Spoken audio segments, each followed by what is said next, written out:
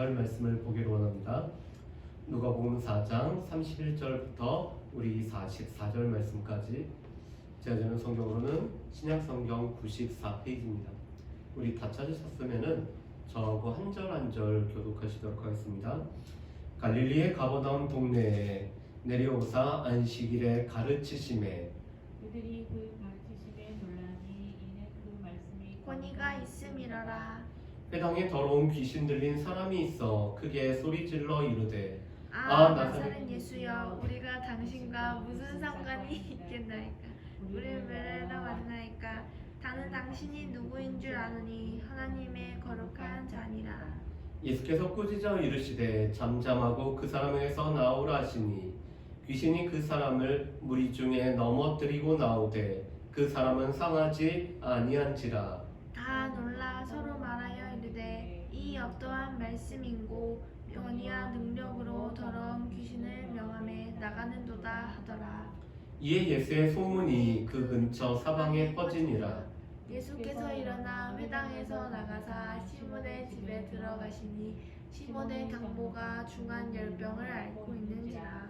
사람들이 그를 위하여 예수께 구하니 예수께서 가까이 서서 열병을 꾸짖으신데 병이 떠나고 여자가 곧 일어나 그들에게 수종드니라.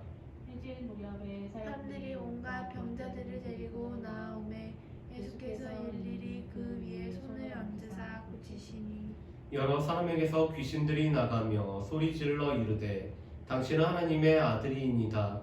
예수께서 꾸짖으사 그들이 말함을 허락하지 아니하시니 이는 자기를 그리스도인 줄 알미러라. 날이 밝음에 예수께서 나오사 한적한 곳에 가시니 무리가 찾다가 만나서 자기들에게서 떠나시지 못하게 만류하려 하매 예수께서 이르시되 내가 다른 동네들에서도 하나님의 나라 복음을 전하여야 하리니 나는 이 일을 위해 보내심을 받았노라 하시고 갈릴리 여러 회당에서 전도하시더라. 아멘. 우리 누가복음 4장 31절에서 44절 말씀에 보면은 예수님의 생애 중에서 공생에 관련된 말씀이 기록이 되어 있죠. 예수님께서는 세례를 받으시고 또한 이 성령에 이끌려서 사단에게 시험을 받으심으로 말미암아 하나님의 아들로서 또한 이 세상에 하나님의 아들로서 공생애를 시작을 하고 있습니다. 어떻게 보면 예수님이 우리와 똑같은 세례를 받으시고 또한 아담이 에덴에서 시험을 받았던 것처럼 예수님이 시험을 받으시고 그렇지만 아담은 실패했지만 예수님은 이 말씀으로 시험을 이기심으로 말미암아 예수님의 공생의 준비가 다 되어진 것을 볼 수가 있습니다. 예수님의 공생애를 우리가 수요 예배 때도 같이 살펴봤는데 예수님의 공생애를 잘 정리해 준 말씀이 있습니다. 우리 말씀을 한번 찾아보실까요? 우리 마태복음 4장 17절 말씀 그리고 마태복음 9장 35절 말씀을 우리 한번 살펴봤으면 좋겠습니다. 우리 마태복음 4장 17절 말씀을 우리 한번 찾아보실까요? 마태복음 4장 17절 말씀입니다. 우리 17절 말씀 그리고 23절 말씀을 우리 같이 읽어보겠습니다. 17절 말씀부터 읽어보실까요? 이때부터 예수께서 비로소 전파에 이르시되 회개하라 천국이 가까이 왔느니라 하시더라. 아멘. 이 4장 17절 말씀에 보면은 이때부터 비로소 예수님이 공생애를 시작하셨음을 말씀하시죠. 자, 그런데 23절 말씀에 보면은 예수님의 공생애에 관해서 이렇게 우리가 요약해서 말씀을 할 수가 있습니다. 우리 23절 말씀도 한번 우리 같이 읽어보실까요?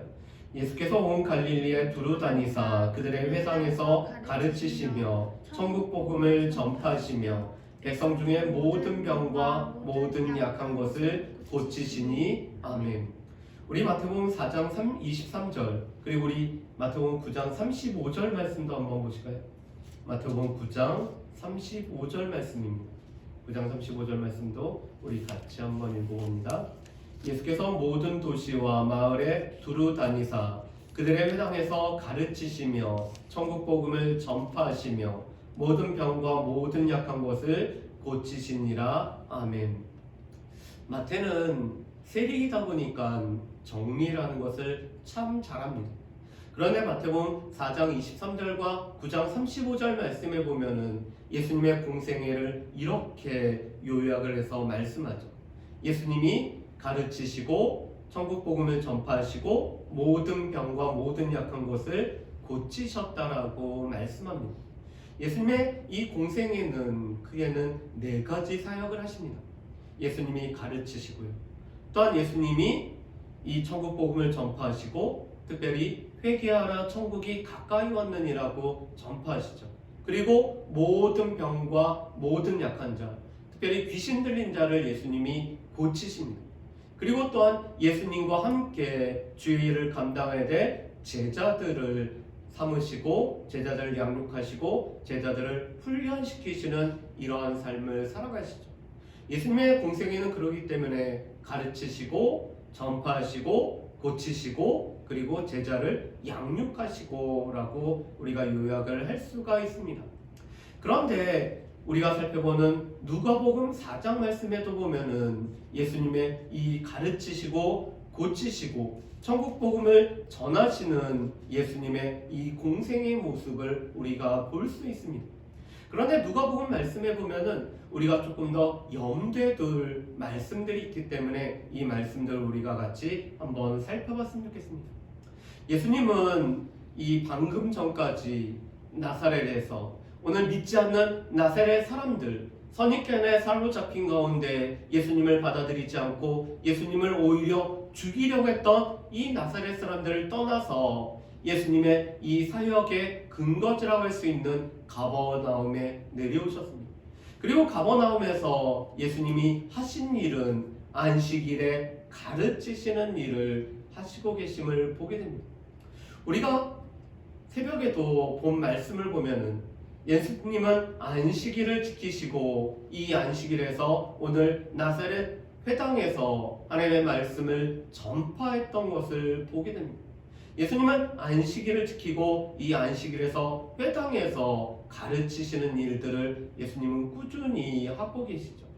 특별히 가버나움에서도 예수님은 안식일에 가르치고 계십니다. 그런데 이 예수님의 가르침을 받은 사람들의 반응이 이렇게 나와 있죠. 우리 32절 말씀을 한번 보실까요? 그들이 그 가르침에 놀라니 이는 그 말씀이 권위가 있음이라. 예수님의 말씀에는 권위가 있는, 권세가 있는 말씀이, 능력 있는 말씀이 선포되어졌던 것을 보게 됩니다. 그런데 이 말씀은 당시의 서기관들과 랍비들이 가르치는 것과는 달랐습니다. 당시 서기관과 랍비들은 문제를 제시하고 이 문제에 관해서 물어보고 나서는 이 문제의 결론, 이 문제에 대한 대안을 제시하는 게 아니라 새로운 문제를 내는 것으로 오늘 가르치는 일을 계속 했었습니다. 그렇지만 반면에 예수님은 이 말씀의 분명한 뜻, 이 말씀이 우리에게 원하시는 바, 이 말씀의 핵심을 우리에게 말씀을 하시죠. 그래서 옛사람이 이렇게 얘기했지만 이 말씀은 나는 이렇게 선포한다라고 예수님이 말씀하시는 것을 보게 됩니다. 그런데 그 말씀에 권위가 있기 때문에 사람들이 이 가르침에 놀라고 있는 것을 보게 되죠. 어떻게 보면은 교회에서 선포되어지는 말씀도 이렇게 권위 있는 이 말씀에 권위 있는 말씀이 선포되어지고 하나님의 말씀을 자세히 설명해주고 이 말씀을 우리의 삶에 적용케 하는 말씀이 선포가 돼야 되죠. 그래서 기독교는 무엇보다도 말씀을 통해서 말씀의 가르침을 받을 뿐만 아니라 이 말씀을 통해서 하나님의 뜻을 분별하는 이 말씀의 종교가 기독교라고 할 수가 있을 것입니다. 그런데 예수님의 이 가르침은 곧 어떠한 사람으로 인해서 방해를 받고 있습니다. 33절 말씀에 보면은 회당에 더러운 귀신 들린 사람이 있어 크게 소리 질렀다라고 말하죠. 여러분, 이 귀신은 하나님 앞에 예배 드리는 것을 싫어합니다. 그래서 이 귀신 들린 것과 이 정신의 이 질환, 이 정신병의 상태가 되게 유사한데 중요한 것은 예배를 방해하느냐 방해하지 않느냐에 따라서 귀신 들린 것과 귀신 들리지 않은 것으로 우리가 분별을 할 수가 있죠. 우리 중에 때로는 우리의 육체가 약함으로 말미암아 환상이 보일 때도 있고 환청이 들릴 때도 있습니다. 그렇지만 이 정신적으로 우리의 약해짐으로 인해서 환상과 환청이 보이고 들려도 예수 믿는 사람은 하나님 앞에 예배드리고 찬양하는 것을 결코 싫어하지 않습니다. 오히려 예배드리고 찬양함으로 말미암아 이 모든 현상들을 이겨나갈 수가 있죠. 그렇지만 귀신 들린 자는 하나님 앞에 예배드리는 것을 싫어하고 하나님 앞에 영광 돌린 것을 싫어하기 때문에 이 예배를 방해를 하고 있습니다. 제가 청년 때 연합 수련회 때 저희가 저녁에 집회를 하는 중에 그 자리에도 귀신 들린 청년이 있었습니다. 그 청년이 소리를 지르면서 예배 드리는 것을 방해했죠. 많은 사람 마음에 두려움을 주게 하고 하나님 앞에 온전히 예배를 드려야 됨에도 불구하고 예배보다는 다른 것에 집중하게 해서 예배를 방해하는 세력이 그 자리에 있었습니다. 물론 그 집회 때 여러 교회 목회자들이 함께했기 때문에 그 청년을 붙잡고 기도함으로 그 시간이 예배 시간이 하나님 앞에 우리가 예배를 드릴 수가 있었지만 이 귀신은 예배를 방해하는 더러운 세력인 것을 보게 됩니다. 그래서 33절 말씀에도 보면은 그는 더러운 귀신 들렸다라고 표현을 하고 있습니다. 그런데 이 더러운 귀신이 예수님에 관해서 오늘 34절에 이렇게 말합니다. 우리 34절 말씀 우리 같이 한번 읽어보실까요? 34절 말씀 같이 읽어봅니다. 아 나사렛 예수여 우리가 당신과 무슨 상관이 있나이까? 우리를 멸하러 왔나이까? 나는 당신이 누구인 줄 아노니 하나님의 거룩한 자니이다. 아멘. 여러분 지금 이 귀신이 예수님에 관해서 두 가지를 얘기합니다. 아 나사렛 예수여 예수님이 나사렛에서 사시고 또한 나사렛 출신이고 나사렛에 거하시는 분인 것을 이 귀신이 알고 있죠.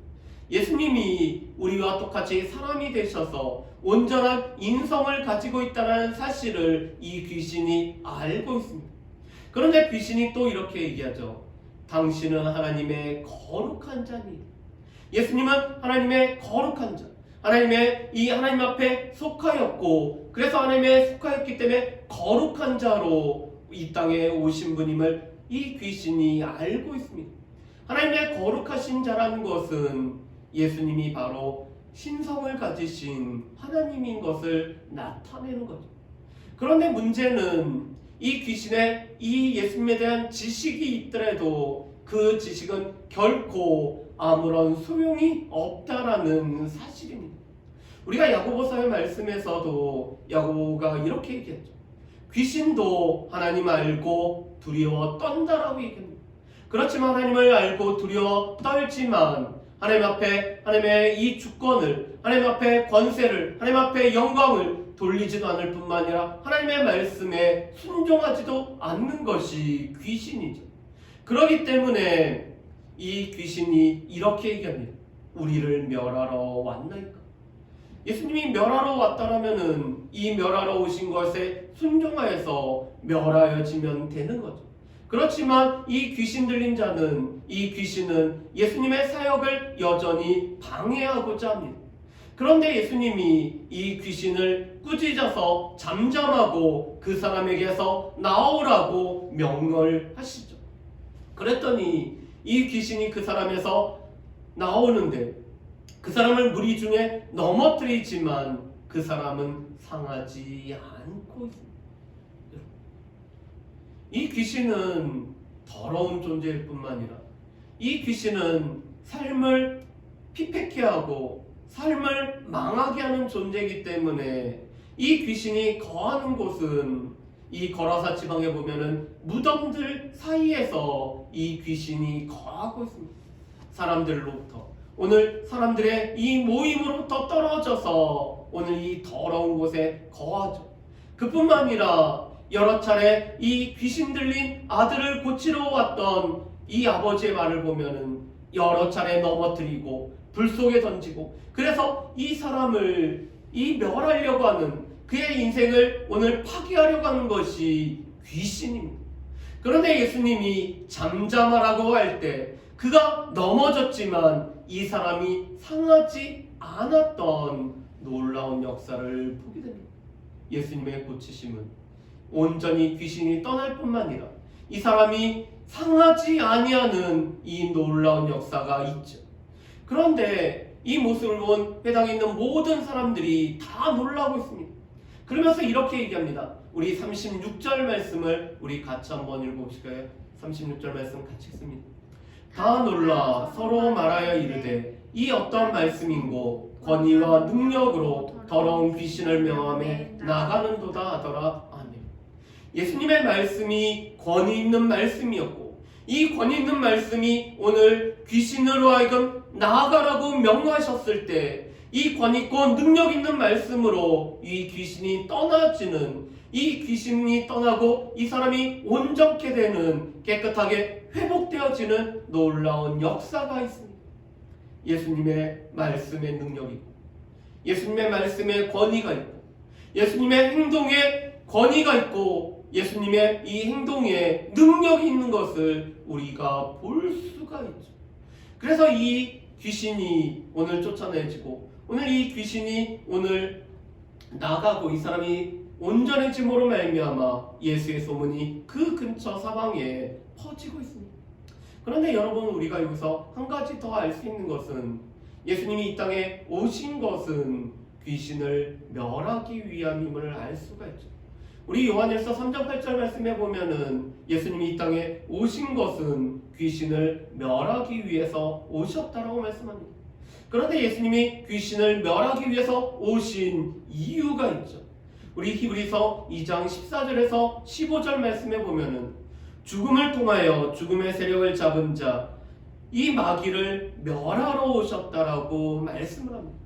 이 마귀는, 이 귀신은 죽음을 통하여 죽음의 세력을 잡고 있기 때문에, 그래서 이 죽기를 두려워하고 죽기를 무서워함으로 일평생 이 종로타는 모든 사람들을 놓아주기 위해서 예수님이 오셨음을 말씀을 합니다. 여러분, 우리가 기억을 해야 될 것은 왜 예수님이 귀신을 멸하고 왜 예수님이 귀신을 쫓아내는 이 일들을 감당하시는, 예수님은 우리를 놓아주고 우리를 자유케 하기 위해서 우리에게 오셨다는 것입니다. 우리가 죽음을 무서워하면 이 죽음의 일평생 매임으로 말미암아 이 죽음을 통하여 죽음의 권세를 잡고 있는 마귀에게 우리가 평생 종노릇 할 수밖에 없고, 우리는 마귀의 종이고 마귀의 자녀였습니다. 그런데 우리를 자유케 하기 위해서 예수님이 오셨을 뿐만 아니라 그러기 위해서 이 사단을, 마귀를 멸하시는 일을 예수님이 하셨다는 거죠. 마귀를 멸하시는 이유도 우리를 온전케 하고 우리를 회복케 하기 위해서 예수님이 하셨습니다. 그렇기 때문에 히브리서 기자는 예수님은 하나님의 거룩하신 자일 뿐만 아니라 우리를 거룩하게 하시는 분임을 말씀합니다. 그래서 이 누가복음 4장 31절에서 37절 말씀에 보면은 권세 있는 말씀과 권세 있는 능력으로, 권세 있는 행동으로 예수님이 하시는 일은 지금 사람들을 거룩하게 하는 일을 오늘 예수님이 하고 계십니다. 우리로 하여금 우리의 처음의 상태를 회복케 하시고 우리가 하나님 앞에서 거룩한 존재로 살아갈 수 있도록 오늘 우리를 거룩하게 하시는 일을 하나님의 거룩하신 자이신 예수님이 하고 계신다는 사실을 우리가 분명히 기억을 해야 될 것입니다. 그래서 교회에서도 이 말씀에 권세가 있고, 또한 우리가 예수의 이름으로 권세 있는 행동을 통해서 우리 가운데 거룩의 능력이 회복되어지는 놀라운 역사가 교회 안에서도 이루어져야 되죠. 우리가 하나님을 가까이 하고 우리가 하나님의 말씀을 통해서 우리가 또한 기도로 우리가 거룩해지는, 우리의 삶이 거룩으로 바뀌어지는, 그래서 거룩함으로 하나님 앞에 더 가까이 나아가는 우리의 삶으로 바뀌어져야 되고, 이것이 교회가 감당해야 될 사명인 것을 우리가 알 수가 있습니다. 거룩하게 되고 또한 거룩의 능력에 힘입어서 거룩의 능력을 전파하는 교회가 돼야 되죠. 그런 예수님이 이제는 한 가정을 찾아가고 있습니다. 예수께서 일어나서 회당에서 나아가셔서 시몬의 집에 들어가고 있습니다. 여러분, 이 시몬은 우리가 잘 알고 있는 시몬 베드로를 뜻합니다. 요한의 아들이었던 시몬. 이 시몬 베드로의 집에 예수님이 들어가셨는데 이 시몬의 장모가 지금 열병으로 누워 계셨습니다. 그런데 주변에 있는 사람들이 이 시몬의 장모가 열병으로 누워있기 때문에 고쳐달라고 예수님께 이 여인을 위하여 구하고 있습니다. 여러분, 그랬더니 39절 말씀에 보면 예수님이 이렇게 하고 계십니다. 우리 39절 말씀 우리 같이 한번 읽어보실까요? 예수께서 가까이 서서 열병을 꾸주신데 병이 떠나고 여자가 곧 일어나 그들에게 수종드니라. 아멘. 여러분, 우리 39절에서 우리가 주의 깊게 보기를 원하는 것은 예수님이 가까이 서셨다라는 것입니다. 예수님의 말씀은 이미 권세가 있는 것이 회당에서도 드러났죠. 예수님의 이 말씀으로 이 귀신이 떠나버린 걸 보면은 예수님의 말씀은 권위가 있습니다. 그런데 이 권위 있는 예수님이 멀리 떨어져서 오늘 이 열병을 꾸짖으셔도 열병은 떠날 수가 있습니다. 그런데 39절 말씀에 보면은 예수님이 가까이 서서 오늘 이 여인 가까이 서서 열병을 꾸짖으셨다는 것입니다. 예수님이 우리의 인생의 문제를 보시고 우리 가정에 있는 문제를 보시고 예수님은 멀리서도 우리의 문제를 해결할 수 있고 우리 가정의 문제를 해결하실 수도 있죠. 그렇지만 39절에서 우리에게 보여주는 것은 예수님 우리 가까이 서서 우리의 문제를 해결해 주시는 분이 바로 예수님이 되신다라는 사실입니다. 나는 비록 내 짐이 무거운 것처럼 느껴지고 나에게 힘든 것들이 너무 많은 것으로 느껴지고 이 문제를 내 스스로 해결할 수 없다라고 그러고 있는데 예수님은 그런 내 가까이 계셔서 우리의 무거운 짐을 우리의 어려움들을 우리에게 해결해 주실 수 있다라는 것입니다. 그래서 어제 이 말씀을 준비하면서 그 생각났던 찬양이 주 없이 살 수 없네라는 찬양이었습니다. 우리 한번 찬양을 한번 부르고 우리 같이 말씀을 더 우리 한번 나눠보실까요? 이 주 없이 살 수 없네. 우리가 잘 알고 있는 이 찬송가하고는 다른 이 주 없이 살 수 없네라는 찬양입니다. 가사를 보면은 세상 다 변하고 이 삶의 끝이 와도 주 없이 살 수 없네. 주만이 내 영광 변치 않는 진리 주 없인 살 수 없네. 내 좋으신 아버지 진실하신 친구 내 소망 내 위로 내 영광 내 기쁨 주 없이 살 수 없네. 우리 이 찬양을 같이 한번 했으면 좋겠습니다.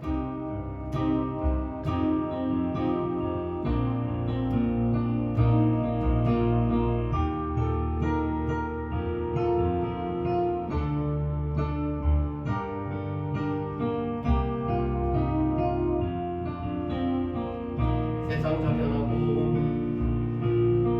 세상 다 변하고 이 삶의 끝이 와도 주 없인 살 수 없네.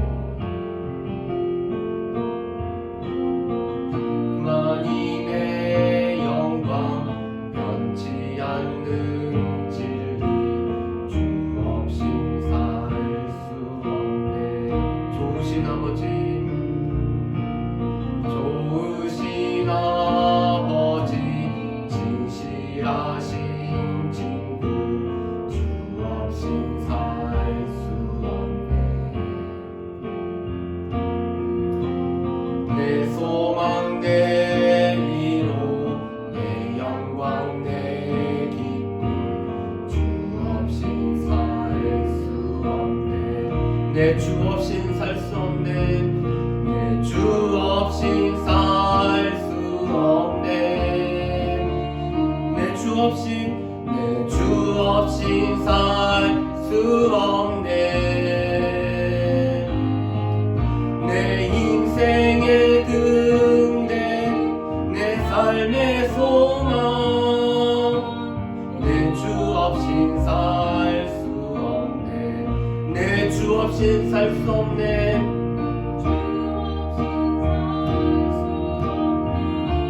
내 주 없인 살 수 없네. 우리의 인생이 되실 뿐만 아니라 우리의 삶의 소망이 되신, 그렇기 때문에 내 주 없인 살 수 없습니다. 내 주 없인 살 수 없네. 우리 한 번 더 고백하실까요? 내 주 없인 살 수 없네. 내 주 없인 살 수 없네. 내 주 없인 살 수 없네. 인생의 등대 내 삶의 소망 내 주 없인 살 수 없네.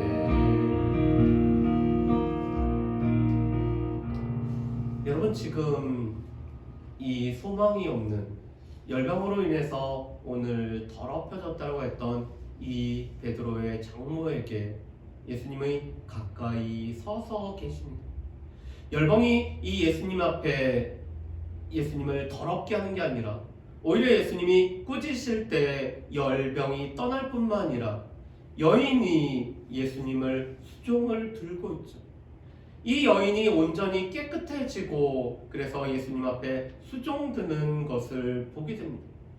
그런데 예수님은 회당에서 가르치시고 또 회당에서 오늘 귀신 들린 자를 고치시고 베드로의 집에 가셔서 이 베드로의 집에 있는 문제를 해결하는 열병을 고치신 후 해 진력에도 또 수많은 이 병자들을 고치시는 모습을 보게 됩니다. 왜냐하면 예수님이 고치시는 모습을 보고 수많은 사람들이 예수님께 이 여러 질병이 갖고 있는 사람들을 데리고 오고 있죠. 그런데 40절 말씀에 보면은 또 우리가 기억을 해둬야 될 말씀이 나옵니다. 우리 40절 말씀을 우리 같이 한번 읽어보실까요? 해질 무렵에 사람들이 온갖 병자들을 데리고 나오매 예수께서 일일이 그 위에 손을 얹으사 고치시니. 예수님이 능력이 많기 때문에 예수님이 한꺼번에 모든 병은 다 고칠지어다, 모든 병은 떠날지어다라고 예수님이 외치시면은 병이 다 떠나고 이 고쳐지고 또 사람들은 오래 줄 서서 기다리지 않고 예수님도 피곤치 않으실 수 있을 것입니다. 그런데 40절 말씀에 보면은 예수님께서 이렇게 하고 계십니다. 예수께서 일일이 그 위에 손을 얹으사 고치십니다. 예수님이 각양 질병에 걸린 사람들에게 예수님께서 그 위에 손을 대시고 계십니다. 예수님의 그 선한 손, 예수님의 그 넓은 손으로, 예수님의 그 강력한 힘으로 가진 손으로 오늘 사람들을 일일이 만져주시면서 예수님이 고쳐주고 계시죠. 우리가 베드로의 장모를 고치시는 것과 또 수많은 사람들을 고치심에 있어서 예수님의 이 모습을 우리가 기억을 했으면 좋겠습니다. 예수님이 가까이 서실 뿐만 아니라 예수님께서 일일이 손을 그 위에 손을 얹으시고 고치셨다는, 예수님이 각 사람에 관해서 애정을 가지시고 예수님께서 각 사람을 친히 만져주시고 예수님이 각 사람에게 친히 가까이 하심으로 말미암아 각 사람을 고쳐주셨다라는 사실을 보게 됩니다. 그리고 또한 예수님은 귀신이 떠나면서 예수님이 누구인지 말하는 것을 금하게 하고 계십니다. 왜냐하면 예수님이 자신이 그리스도인지 분명히 알기 때문이죠. 이렇게 하루 종일 바쁘셨던 예수님은 날이 밝을 때 예수님이 한적한 곳에 가시고 계십니다. 예수님이 한적한 곳에 가시는 것은 한 가지 이유죠. 하나님과 교제하는 시간, 하나님과 기도로 교제하는 시간을 갖기 위해서 예수님은 늘 한적한 곳에 가십니다. 예수님이 세례를 받으시고 나서도 기도를 하셨던 예수님은 예수님은 늘 한적한 곳에서 기도하는 시간들을 통해서 오늘 하나님과 교제하며 분주함 속에 우리의 마음이 떠나가는 것을, 우리의 마음이 흘러가는 것들을 예수님은 막고 계시는 것을 보게 됩니다. 그래서 내면세계 질서와 영적 성장이라는 이 고든 맥도날드 목사님 책에서는 우리 가운데 안식을 통해서 하나님과 교제를 하는 것이 우리가 회로 닦기를 하는 시간이라고 합니다.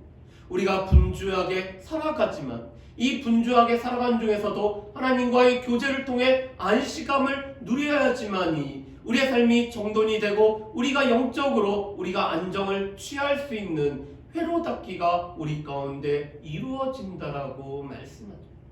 그런 예수님은 또한 이 다른 동네로 떠나가려고 하십니다. 그랬더니 42절 말씀에 보면은 이 가버나움에 있는 사람들이 예수님으로 하여금 떠나지 못하고 우리랑 함께 해달라고 만류를 하고 있습니다. 왜냐하면 여전히 그들 가운데는 질병이 있고 여전히 그들 가운데는 예수님이 필요로 한 부분도 있고 예수님의 그들 삶에 주 없이는 살아갈 수 없기 때문에 예수님이 있어야 된다고 하죠. 그런 사람들에게, 그런 무리들에게 예수님은 내가 다른 동네에도 가야 된다라고 말씀합니다. 왜 그럴까요? 우리 43절과 44절 말씀을 우리 같이 읽어보겠습니다. 예수께서 이르시되 내가 다른 동네들에도 하나님의 나라의 복음을 전하여야 하리니 나는 이 일을 위해 보내심을 받았노라 하시고 갈릴리 여러 회당에서 전도하시더라. 아멘.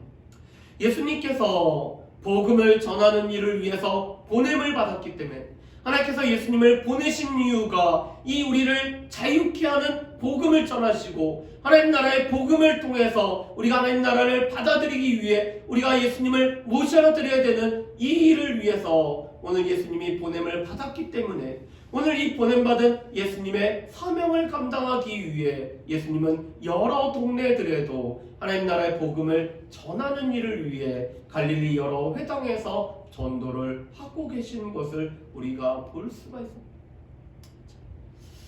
예수님의 이 사역은 우리의 사명과도 연결이 됩니다. 예수님의 사역을 우리가 정리해보면 이랬죠. 예수님은 가르치시고 천국 복음을 전파하시고 여러 약한 자들을 고치시고 제자들을 양육하시고 제자들을 삼으시고 제자들을 훈련하시는 일을 예수님이 하셨습니다. 그런데 이 예수님의 사역은 우리가 감당해야 될 사명입니다. 우리도 예수님처럼 가르치시고 우리도 예수님처럼 천국 복음을 전파하고 우리도 예수님의 이름으로 예수님의 이름을 힘입어서 여러 약한 자들을 고치고 또한 우리가 제자를 삼아서 우리의 제자가 아닌 예수의 제자를 삼아서 예수님의 제자들을 훈련하고 양육해야 될 사명이 우리 가운데 있죠. 우리는 이 사명을 위해서 우리가 부름받았음을 늘 기억을 해야 됩니다. 그래서 우리 가운데는 예수님의 말씀이 권위가 있는 것처럼 우리의 말씀도 권위가 있어야 되고 또한 우리가 말씀과 이 권위를 통해서 오늘 능력 있는 행동이 나타나야 될 뿐만 아니라 예수님께서 우리를 거룩하게 했던 것처럼 교회 공동체가 거룩의 능력을 힘입는 이 놀라운 일들이 우리 가운데 있어야 되죠. 그런데 오늘 말씀에 보면은 또 예수님은 우리에게 가까이 오셔서 우리에게 일일이 그 위에 손을 얹으시는 이런 예수님을 우리가 볼 수가 있습니다. 교회 공동체 실은 한 사람의 소중함을 너무나 많이 아는 공동체죠.